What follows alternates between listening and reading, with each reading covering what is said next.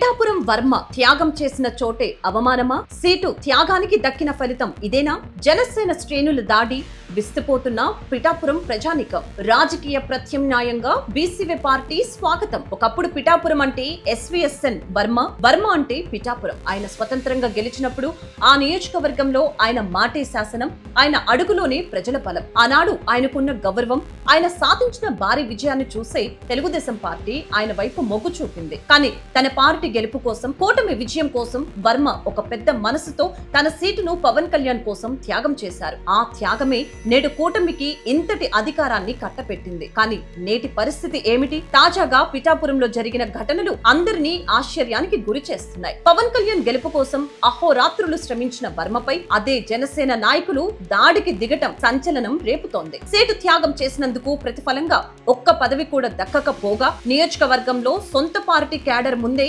అవమానాలు ఎదుర్కోవాల్సి రావటం నిజంగా విషాదకరం. క్షేత్రస్థాయిలో ఇంతటి బలం ఉండి కూడా ఇప్పుడు ఎందుకు తలదించుకొని ఉండాలి? అందుకే ఈ రాజకీయ శూన్యతలో ఒక ప్రత్యామ్నాయ శక్తిగా ఎదుగుతున్న బీసీవై పార్టీ ఒక ఆహ్వానం పంపుతోంది. ఆ స్వతంత్రత, గౌరవం బీసీవై పార్టీలోనే దక్కుతోంది. ఇది బోడే రామచంద్ర యాదవ్ హామీ. వర్మకు స్వతంత్రంగా ఉన్నప్పుడే కదా గౌరవం దక్కింది. ఆ స్వతంత్రతను, స్వేచ్ఛను మళ్లీ ఇచ్చే వేదిక బీసీవై పార్టీ. కాపు సామాజిక వర్గానికి నిజమైన పదవులు, గౌరవం దక్కాలంటే అది రామచంద్ర యాదవ్ నేతృత్వంలోని బీసీవైతోనే సాధ్యం. గతంలో వర్మ సాధించిన ఒంటి చేతి విజయాలను మళ్లీ రిపీట్ చేయడానికి బీసీవై పార్టీ పూర్తి అండగా నిలుస్తోంది. అవమానాలు పడే చోట కాకుండా ఆత్మ గౌరవం దక్కే చోట అడుగు వెయ్యండి. వర్మ లాంటి నాయకుడిని, ఆయన అనుచరుల్ని బీసీవై పార్టీ సాదరంగా ఆహ్వానిస్తోంది. ఆత్మ గౌరవ పోరాటంలో మనమంతా ఏకమవుదాం.